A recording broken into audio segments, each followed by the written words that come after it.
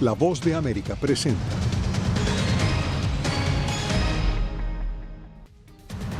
Presidente Biden llamó a seguir defendiendo a Ucrania mientras líderes mundiales rinden honores a veteranos de la Segunda Guerra Mundial. Albergues en Tijuana, México, temen una catástrofe migratoria en su territorio tras orden ejecutiva de Biden. Nosotros tenemos al 50% de comunidad aquí. Juez de Nueva York imputó a migrante venezolano que disparó a agentes de policía. Y medios locales pierden cada vez más presencia en el Capitolio de Estados Unidos. Bienvenidos, esto es El Mundo al Día. Comenzamos con la visita del presidente Joe Biden a Francia. Ante los aliados europeos, el mandatario estadounidense quiso blindar la defensa de Ucrania en el marco de la conmemoración del 80º aniversario del desembarco de Normandía, una fecha clave para la victoria de los aliados ante la Alemania autoritaria de Hitler. Paula Díaz está en directo con nosotros con los pormenores de este importante evento. Paula, adelante con la información. Yasmín, el presidente Biden conmemoró el aniversario del Día D, rindiendo homenaje tanto a los veteranos como a la importancia de las alianzas internacionales. Además, aprovechó la ocasión para referirse a la guerra entre Rusia y Ucrania como una amenaza a lo logrado hace 8 décadas. Desde Francia, el presidente de Estados Unidos, Joe Biden, llamó al Día D, como se conoce, al desembarco de Normandía, un poderoso ejemplo de cómo las alianzas reales hacen más fuertes a las naciones. La guerra en Ucrania ensombreció las ceremonias, cuando Biden lo dio como un ejemplo moderno de vidas y ciudades sufriendo a causa de esta guerra en Europa. Ucrania ha sido invadida por un tirano empeñado en dominar. Los ucranianos están luchando con un coraje extraordinario, sufriendo grandes pérdidas y no han retrocedido. El presidente de Francia, Emmanuel Macron, entregó la Legión de Honor a 11 veteranos estadounidenses y les agradeció su servicio. Aquí yace un vínculo milenario entre nuestras dos naciones, nuestras dos repúblicas que se renuevan y reafirman, un vínculo de sangre derramada por la libertad. Biden esbozó las directrices para el uso por parte de Ucrania de armas estadounidenses para atacar objetivos dentro de Rusia. La autorización de Washington marca un cambio en la política de Biden, quien se había negado constantemente a permitir que Ucrania utilizara armas estadounidenses para ataques dentro de Rusia. Están autorizadas a usarse en las proximidades de la frontera, cuando ellos las usan al otro lado de la frontera para atacar objetivos específicos en Ucrania. No autorizamos ataques a 320 kilómetros dentro de Rusia, no autorizamos ataques en Moscú, en el Kremlin. El presidente ucraniano Volodymyr Zelensky se unió a los líderes mundiales en Francia para conmemorar el Día D y buscar más ayuda occidental, mientras sus fuerzas luchan para evitar un ataque ruso en el mayor conflicto de Europa desde la Segunda Guerra Mundial. Esta ceremonia no contó con la presencia de Vladimir Putin. En esta ocasión no fue invitado a este Día D por ser el responsable en el 2022 de traer la guerra de vuelta al suelo europeo con su invasión a Ucrania. Gracias, Paula, por este reporte. Y un ataque israelí en una escuela en Gaza mató más de 30 personas y dejó a múltiples heridos. La escuela Al-Sardi es administrada por la Agencia de las Naciones Unidas para los Refugiados Palestinos. Funcionarios de salud locales aseguran que entre los muertos hay 23 mujeres y niños. El ejército de Israel justificó el ataque asegurando que iba dirigido contra militantes de Hamás que operaban desde el interior de la escuela y que tomó medidas antes del ataque para reducir el riesgo de dañar a civiles no involucrados.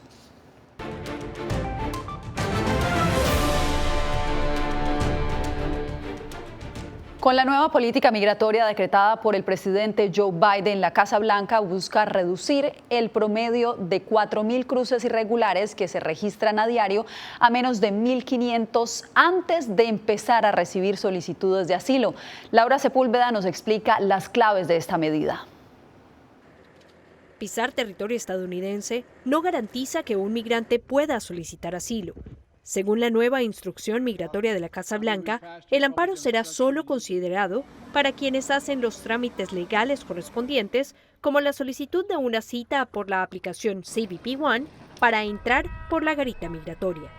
Los migrantes no podrán recibir asilo en nuestra frontera sur a menos que lo soliciten después de ingresar a través de un proceso legal. En otras palabras, Todo aquel que cruza hacia Estados Unidos por río, mar o tierra sin los documentos para presentar ante las autoridades migratorias no cumple con el requisito establecido, por lo que una deportación casi inmediata tiene lugar. Según la Casa Blanca, los mexicanos y personas de países como Cuba, Haití, Nicaragua y Venezuela serán devueltos a México y una intención de repatriación demarcará el destino de los migrantes del resto de las nacionalidades. La orden no se levanta hasta que los encuentros diarios no bajen a 1.500. Pero aun cuando no estén en vigor, porque estemos, digamos que por debajo de 1.500 encuentros diarios, igual hay consecuencias bajo la ley. Las cifras de cruces irregulares serán analizadas cada semana y el promedio de las detenciones diarias demarcará la vigencia de la norma, que contará con 3 casos de excepción si el migrante es un menor de edad que viene solo, si la persona enfrenta una grave amenaza de seguridad o de salud, o si se trata de una víctima de trata de personas. Laura Sepúlveda, Voz de América. Y del otro lado de la frontera, en Tijuana, este decreto ha generado temor de un escenario caótico. Vicente Calderón llegó hasta un albergue donde aseguran que no tendrán donde ubicar a tantos migrantes devueltos por Estados Unidos. En los albergues de Tijuana disminuyó el número de personas que esperan pedir asilo en Estados Unidos. Están semivacíos. O sea, nosotros tenemos al 50% de comunidad aquí. Temen que eso cambie tras la orden ejecutiva anunciada por el presidente Biden, que pretende controlar los flujos migratorios irregulares. Se va a aglomerar mucha comunidad en las zonas fronterizas, los albergues van a estar llenos y bueno, finalmente otra vez podemos llegar a tener una crisis migratoria. Yasmín Mendoza quiere pedir asilo legalmente, pero tiene 8 meses esperando una cita mediante la aplicación CBP One. Para nosotros los mexicanos es súper lento. Como muchos otros que están en los refugios, fue desplazada por la violencia que padecen comunidades mexicanas, principalmente por el crimen organizado. La orden ejecutiva se enfoca en los que se entregan a la patrulla fronteriza cruzando de manera irregular, es decir, entre puertos de entrada. Pero quienes siguen los caminos marcados por la administración Biden consideran que retrasará la entrega de citas para ellos. Sí, porque nos dejan más atrás todavía. La verdad, nos dejan hasta el último. El director de atención al migrante de Tijuana comparó esta disposición con el programa Quédate en México de Donald Trump. Al final de cuentas terminan siendo derribadas en la corte o en alguna de las cortes de Estados Unidos, pero en lo que se discute genera pues mucho daño. Organizaciones pro-inmigrantes atribuyen la reducción en el número de personas llegando a la frontera sur de Estados Unidos al reforzamiento de los controles migratorios implementados por el gobierno mexicano.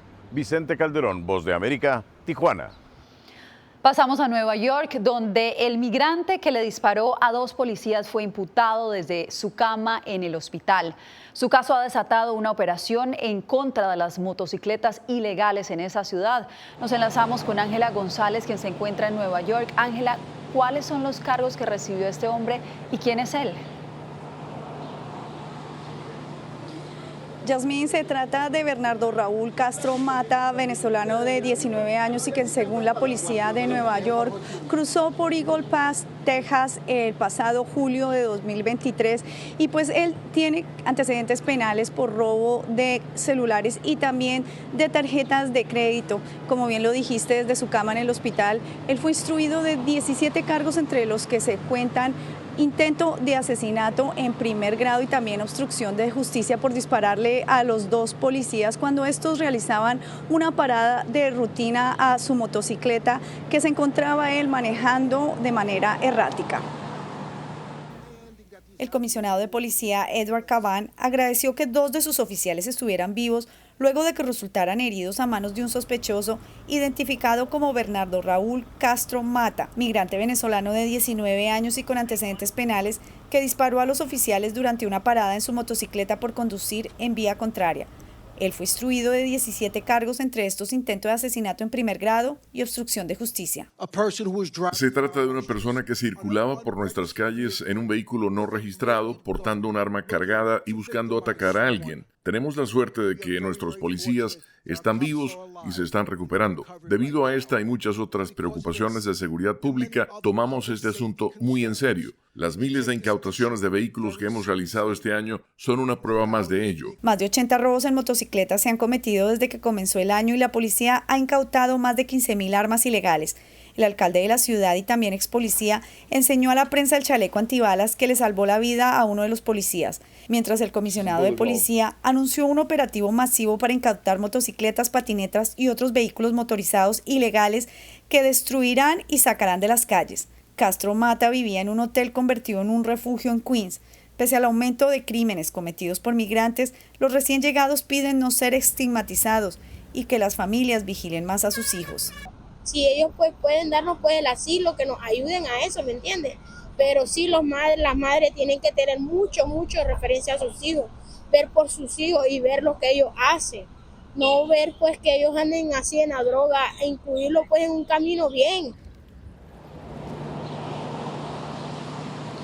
Yasmini, de ser hallado culpable, este migrante enfrenta una pena de 40 años a cadena perpetua y según organizaciones pro inmigrante, actos criminales cometidos por algún grupo pequeño de migrantes ha hecho que se crezca la estigmatización y también el rechazo hacia la población migrante. Regreso contigo. Ángela González, te agradezco por la información.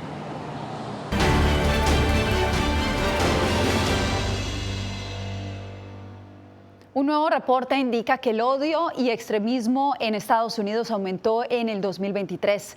Los datos muestran que hubo un número récord de grupos nacionalistas blancos y anti-LGBTQ que buscan minar la democracia inclusiva del país. Verónica Valderas Iglesias pone los hallazgos en el contexto de cara a las elecciones presidenciales.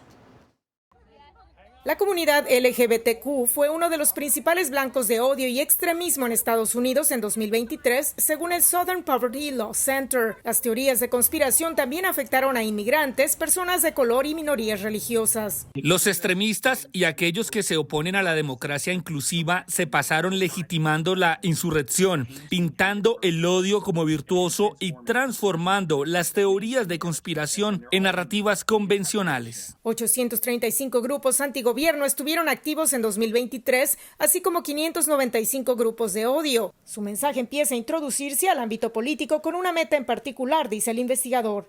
Limitar el pluralismo, la participación y la democracia misma. El presidente de Estados Unidos, Joe Biden, se presenta a sí mismo como la única opción viable en los comicios de noviembre para frenar la retórica de odio.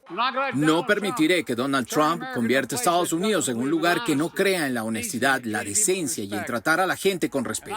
Donald Trump, el candidato republicano a la presidencia, generó controversia en 2017 cuando durante su mandato acusó a ambos lados por violentos enfrentamientos durante el rally nacionalista blanco en Charlottesville, Virginia. El entonces presidente Trump calificó lo sucedido de escandalosa manifestación de odio, fanatismo y violencia de varias partes. Trump ha manifestado apoyo hacia ciertos grupos que favorecen prohibir libros, como Madres por la Libertad, al que el Southern Poverty Law Center listó de nuevo en 2023 como grupo extremista antigobierno que rechaza la educación inclusiva. La izquierda radical incluso calumnia a Madres por la Libertad de grupo de odio. Madres por la Libertad rechazó la solicitud de entrevista de la BOA. Los expertos sugieren que los candidatos tengan cuidado con su retórica para prevenir posibles actos de violencia antes de la elección general de noviembre. Verónica Valderas Iglesias, Voz de América, Washington.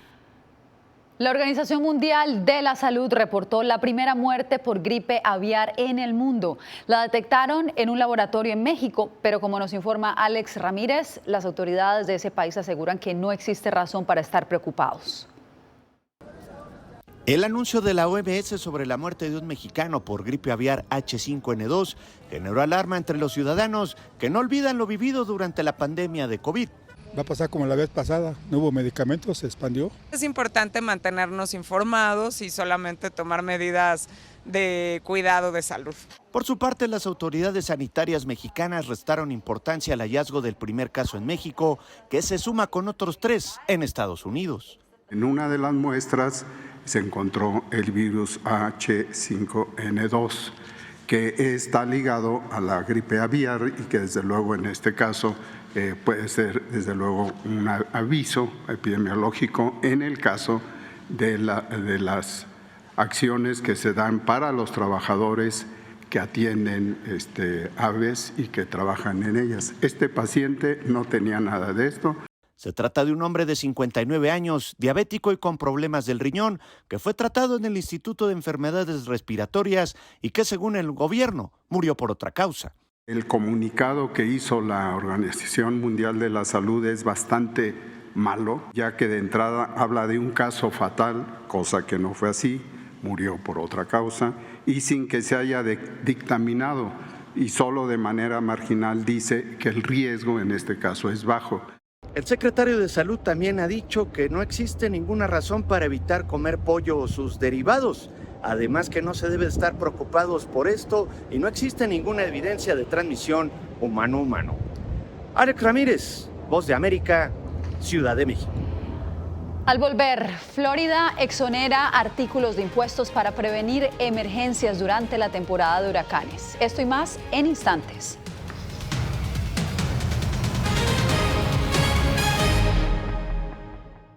Mama,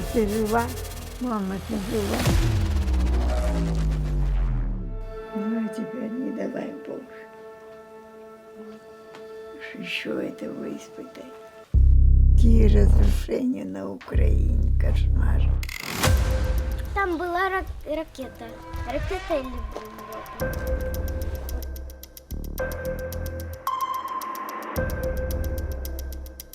Я сподіваюся, що якщо через декілька років буде дивитися, війна все ж таки закінчиться. Ми перестали боятися. Ми свою молодість не повернемо. Я, предположим, не предсказатель.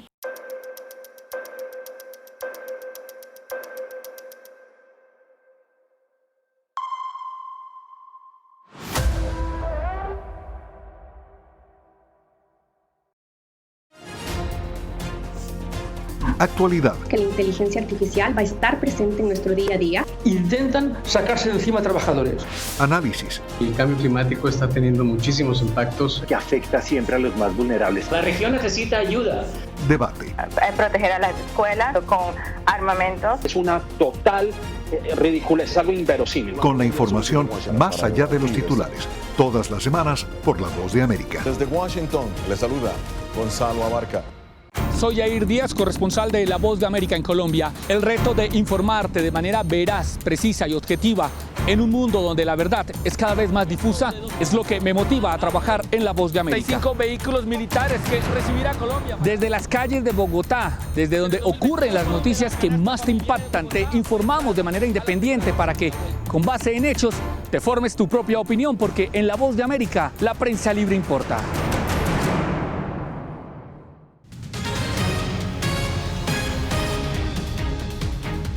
Organismos de emergencia atendieron el llamado en una vivienda ubicada en los suburbios de la capital estadounidense este miércoles, donde quedaron varias personas atrapadas tras el colapso de varios árboles por el paso de un tornado. El caso más grave se registró en una casa unifamiliar donde 5 personas resultaron heridas, incluida una con lesiones traumáticas. Y en Florida, las autoridades se anticipan a la temporada de huracanes con una exoneración de impuestos en los artículos de emergencia. José Pernalete con la información. Tener todo a mano para atender una posible emergencia ante la fuerza de la naturaleza por la temporada de huracanes en Florida es el deseo de muchos. Así que desde esta semana y hasta el próximo 14 de junio, en Florida serán exonerados los impuestos en algunos artículos esenciales como radioportátiles, tanques de combustible y paquetes de batería, refrigeradores de alimentos, detectores de humo y extintores de incendio, lonas de protección y generadores portátiles, entre otros. El gobernador de Florida, Ron DeSantis, además de anunciar el plan de alivio, garantizó recursos para la asistencia ante los posibles impactos de ciclones en una temporada advertida como más activa de lo normal por el Servicio Nacional de Meteorología. También dijo que estarán atentos a combatir a los especuladores. Vamos a defender el Estado de Derecho en este estado de cualquiera que intente aprovechar un desastre. Habrá tolerancia cero para eso. No vamos a permitir que se aprovechen mientras otras personas sufren. Los expertos afirman que el alivio de impuestos es una buena oportunidad para no dejar para última hora lo que se pueda necesitar durante y después de una tragedia por huracán. Así nos contó Ali Zurita, reparador profesional o handyman certificado. Es importante más que todo estar preparado para la eventualidad, porque lamentablemente cuando suceden los fenómenos es cuando muchas personas, por descuido, que dejan todo para lo último, entonces empiezan a tener problemas. En el mes de agosto también se reactivará el mismo plan de exoneración de impuestos en el estado. Algunos artículos para la atención de mascotas están contemplados en la lista de emergencia. José Pernalete, Voz de América, Miami. Y a medida que aumentan las temperaturas, también crece la preocupación en ciudades como Phoenix, que el año pasado registró una cantidad sin precedentes de muertes por el calor extremo. Rubén Pereira nos cuenta qué hacen las autoridades para evitar que este verano sea mortal. Las personas que trabajan a la intemperie en el área metropolitana de Phoenix ya sienten el embate de las temperaturas, que ya superan los 38 grados centígrados e irán incrementando. Se siente que quema el sol. A la intemperie arriba de los techos, hay veces que se desmaya mucha gente. El verano pasado, Phoenix registró 31 días consecutivos con temperaturas superiores a los 43 grados centígrados, algo que tiene las autoridades en alerta para este verano. En toda Arizona tenemos que tratar el calor como la emergencia extrema que es y planificar durante todo el año, tal como lo hacen otras comunidades ante tormentas de nieve, huracanes o tornados. Aquí en el condado Maricopa el año pasado el calor fue extremadamente mortal. Según la oficina del médico forense, 645 personas murieron por las altas temperaturas. El año pasado, más de mitad de las muertes que fueron asociadas con el calor fueron personas sin hogar. Por eso, desde el pasado 1 de mayo, se activaron decenas de centros de enfriamientos en todo el condado Maricopa, que están abiertos durante las horas más cálidas del día. Incluso, algunos como la Biblioteca Central de Phoenix estarán abiertos al público durante la noche. Además, las autoridades mantienen una fuerte campaña de prevención para evitar tragedias por las altas temperaturas.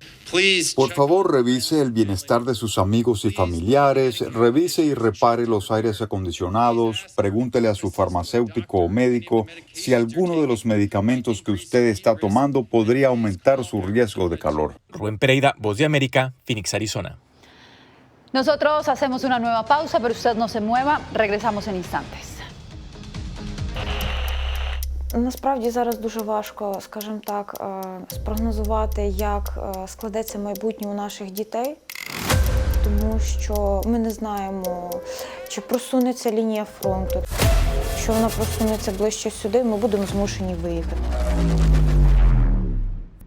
На майбутнє загадувати щось таке. Ідеальний час був для неї.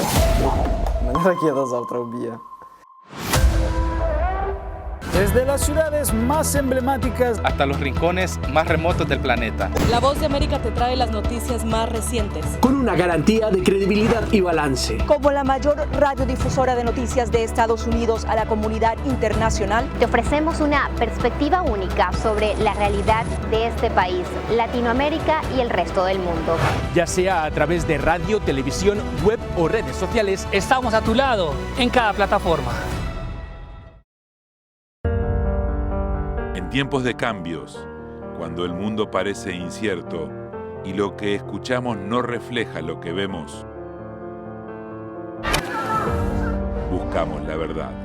A través de la pantalla de la... Cuando nos cuentan solo una parte de la historia, perdemos la confianza.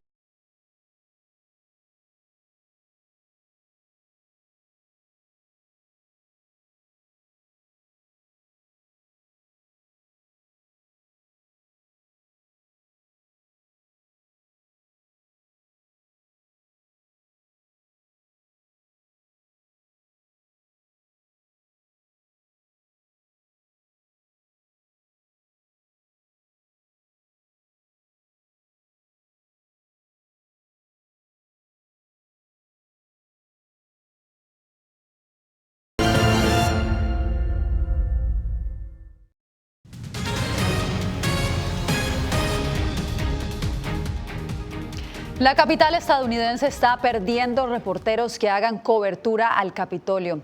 Cristina Caicedo Smith nos informa que cada vez hay menos medios de comunicación haciendo seguimiento a las funciones de legisladores electos, una labor clave en las democracias. Conocida como la Ciudad de Hierro, 446 puentes cruzan los 3 ríos que convergen aquí en Pittsburgh, Pensilvania. y un puente conecta a sus más de 300.000 residentes con la política nacional desde un ángulo local, el Pittsburgh Post-Gazette. Siempre digo que mi trabajo es decirle al público lo que están haciendo sus funcionarios públicos. Jonathan Salant ha sido corresponsal en Washington por más de 4 décadas. Ha cubierto una buena cantidad de presidentes, elecciones, cambio de políticas en el Congreso y noticias de último minuto. Cuando empezó, Ronald Reagan era presidente y Salant era uno de los cientos de reporteros locales que cubrían la política nacional. Actualmente, solo unas 2 docenas de estados tienen reporteros acreditados para cubrir el Congreso, según datos de la Galería de Prensa del Senado de Estados Unidos. El trabajo de Salant está lejos de ser glamuroso. A veces pasa los fines de semana revisando proyectos de ley y políticas. Revisas cientos de páginas y buscas a todos los legisladores locales y los proyectos de ley que patrocinaron. Su objetivo es siempre hacer preguntas y cubrir historias desde una perspectiva local. Sus indagaciones y reportes respaldan el trabajo de colegas en Pittsburgh, como Hallie Lauer, que cubre el ayuntamiento de la ciudad. Así que colaboramos en proyectos todo el tiempo en los que podemos decir, oye, este legislador destinó 5 millones para este proyecto. Y luego yo salgo y hablo con las personas que planean el proyecto aquí y les digo, ¿qué significa este dinero para usted? Aquí en Pittsburgh, los residentes son sinceros acerca de lo que más les importa. Bueno, creo que las noticias locales son importantes porque comparten no solo las cosas malas, sino también las cosas positivas que suceden en el vecindario. En cuanto a Salant, su principal objetivo es mantener a los residentes de Pittsburgh informados. Alguien tiene que decirles lo que está pasando, qué está haciendo el legislador que escogieron en Washington. Nuestro trabajo es informar qué están haciendo sus funcionarios. Durante este año electoral, los reporteros con sede en Washington como Salant son guardianes vitales, ya que garantizan la transparencia, hacen preguntas, se aseguran de que se cumplan las promesas de campaña y se resuelvan los problemas locales. Cristina Caicedo Smith, Voz de América, Washington. Usted no le cambie, tenemos más al regresar. Hola, soy Natalie Salas Guaitero, conductora de La Voz de América. Desde pequeña desarrollé un gran deseo por darle voz a aquellos que son invisibles por una u otra razón. Ya ha sido reforzada. Me enorgullece ser parte de La Voz de América, un equipo en el que la ética y la búsqueda de la verdad siempre son el norte. Ser periodista es una gran responsabilidad porque somos defensores de principios de libertad y para mantenerlos, la prensa libre importa.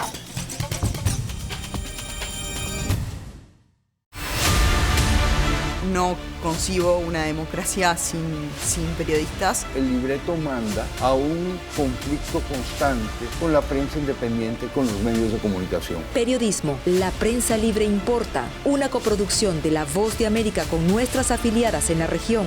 Se ejerció esta profesión con mucho miedo. ¿Cuántos periodistas van muertos ya por decir la verdad? Disponible en vozdeamerica.com. Soy Fabiola Chambi, corresponsal de La Voz de América en Bolivia. Retratar la complejidad de mi país para una audiencia internacional le ha dado una nueva perspectiva a mi labor como periodista. Desde esa mirada descubro en el día a día que el trabajo que realizo en La Voz de América me ha permitido dar vida a los valores del periodismo profesional. Aquel que les informa a ustedes, nuestras audiencias, con balance, precisión y profundidad. Porque en La Voz de América, la prensa libre importa.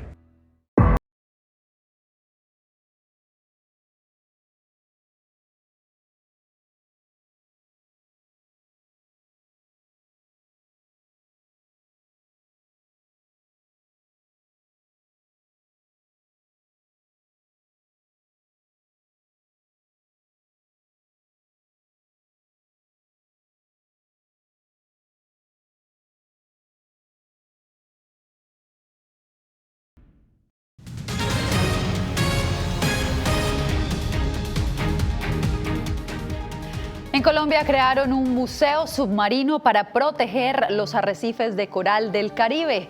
2 artesanos crearon a mano un ejército de esculturas de arcilla con las que dieron vida a este museo en lo profundo del océano de Isla Fuerte, en el departamento de Bolívar. Ahora estas estatuas protegen los arrecifes de coral amenazados por el turismo y el cambio climático. Con estas imágenes nos despedimos por hoy. Les informó Yasmín López.